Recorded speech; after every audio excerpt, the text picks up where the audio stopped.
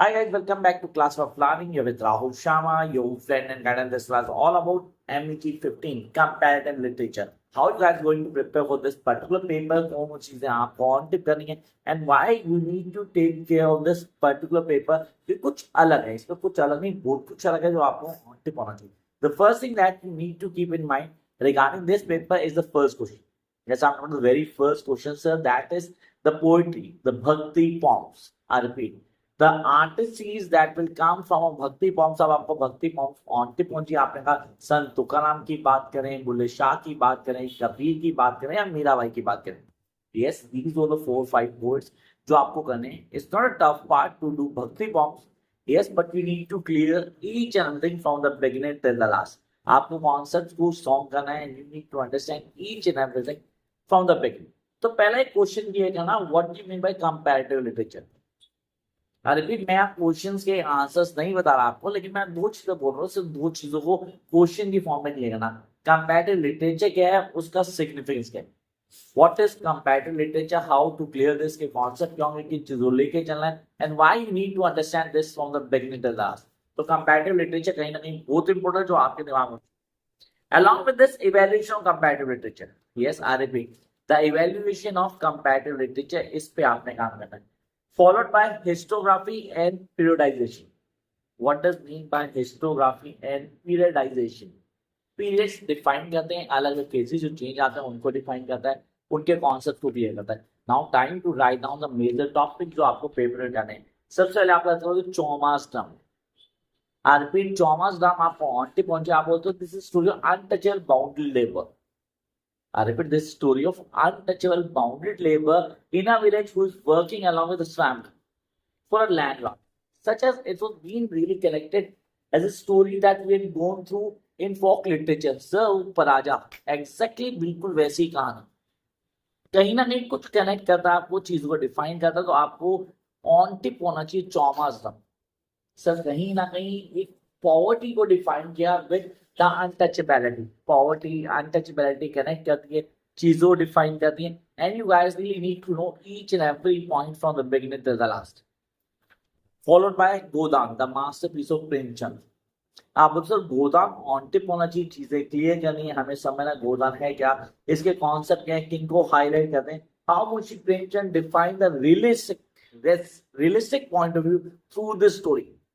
तो गोदान को on tip करना कहीं ना कहीं फैमिली ड्रामा है या more than family drama. It was being defined the certain of, आपको पूरी तरह बताता है क्या चेंजेस आ रहे हैं, उन पे काम करना. तो I hope you been writing चौमास ड्राम देन द गोदान भाई sorry Munshi Premchand. Jump to next one, words to win. I repeat, words to win by Vasundhara Devi Amal Jeevan. Sir Amal Jeevan का क्वेश्चन कंफर्म आएगा. Yes I repeat, confirm exam में क्वेश्चन होगा अमर जीवन का, जो आपको ऑन टिप होना चाहिए. आपने कहा क्या करना है, कैसे करना है, करने का तरीका क्या हो, क्या बेसिक फॉलो करते हैं, तो अमर जीवन को क्लियर कर लेना, ये आपको हेल्प करने वाला है.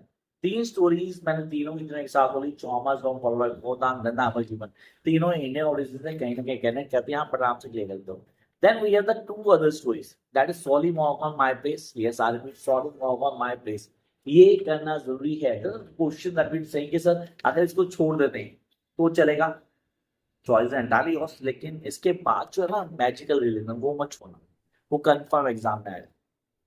आई रिपीट, मैजिकल रियलिज्म आपको ऑन टिप पहुंचे. सर मैजिकल रियलिज्म होता क्या है, कॉन्सेप्ट क्या है, कैसे क्लियर करते हैं. It can be found in most art form through the world. However the literature movement magical realism is supported by Latin American authors. इसको डिफाइन किया अमेरिकन ऑथर्स, चीजों कैसे क्लियर कर रहे हैं, कॉन्सेप्ट क्या है, किसको बता रहे हैं, आप कैसे क्लियर कर पाते हो, वो आपको होना चाहिए. Then you need to add one more thing. This is a very old man with an enormous wing. से पेपर में क्वेश्चन कंफर्म आएगा. अगर आप चेक करो तो लास्ट टाइम भी क्वेश्चन आया था, मैंने कहा था क्वेश्चन आएगा एग्जाम के अंदर. इस बार फिर बोल रहे हैं क्वेश्चन 100% पेपर में होगा. A very old man with an enormous wing. इसको ऑन टिप करना है. Then the Nikoi Gogol's story or the novel, that is the nose. With mark. So artificial real समझ नहीं आया, we not able to understand it, क्या है, concept क्या है, कैसे क्लियर करते हैं, वो हमें आना चाहिए. इसमें क्या ऐड ऑन करते हैं the palm wine drink yard. The palm wine drink yard. Sir ये ड्रिंक यार्ड जो है ना, इसको क्लियर करते हैं स्टेप्स पे आता होगा. उसने पूरी स्टोरी को ना ऐसा होता है जैसे एक sequence that was being followed. आप जो सीक्वेंस को फॉलो कर रहे हो, चीजों को डिफाइन कर रहे हो and telling each and everything with in perfection, आप नॉर्म्स को समझ रहे हो। ऐसा I am being telling all this through the notes. Series में अपने नोट्स के थ्रू यहाँ बता रहा हूँ कि आपको क्या क्या करना है, क्या फॉलो होगा, कॉन्सेप्ट क्या है, कैसे करने हैं आपको, चीजें कैसे बदलेंगी और आपके लिए क्या क्या सिग्निफिकेंट है, इस पर वर्क करेंगे। Jump to the next part. That is something very important. That is retelling of Mahabharata. जो रीटेलिंग ऑफ महाभारत की बात करने से I am going for classical literature, जो हमने इंग्लिश ऑनर्स करते थे, जिनने इंग्लिश ऑनर्स के definitely they go through the death of Gandhari और द राष्ट्र और द टेम्पटेशन ऑफ कर्णा और the dice, the game of dicing. तो वो आपने पढ़ा होगा, डेफिनेटली पढ़ा होगा। लेकिन यहाँ पे पूरी रीटेलिंग ऑफ महाभारत, अब तो जिसने महाभारत नहीं पढ़ी तो डेफिनेटली यहाँ पे पूरी महाभारत पढ़ते हैं, सारे इंसिडेंट बताते हैं, पांडु एंड धृतराष्ट्र, उनका बेसिक क्या रहा, फिर स्वयं और द्रौपदी उसको कैसे डील किया गया, दुर्योधन के एविल प्लान्स क्या थे उनको डिफाइन किया गया, Arjun with Draupadi hand followed by Yudhishthir becomes the emperor of India and other consequences. सारी चीजें one by one it explained you each and every point, such as Duryodhan uses the Pandavas kingdom and rigged game of dice, exile of Pandava, story of Savitri and Satyavan. Yes, it's a part of this story of Savitri and Satyavan, and then followed by the other parts जो हमें पूरी story को clear करना है. Then Mahabharata, that is major point. आप बोलते हैं ना इवेंट महाभारत पूरा का पूरा क्लियर करता है, कॉन्सेप्ट को बताता है। उसके बाद सर वो याचना क्वेश्चन जो थे युधिष्ठिर से उनको डिफाइन किया गया and there are other terms, how the war begin, what are outcome the war, किसने कॉन्सेप्ट फॉलो किया, role of lord Krishna in the war, yes role of lord Krishna in the war of Mahabharat, death of Bhishma after Mahabharata war, what was really had happened in that phase.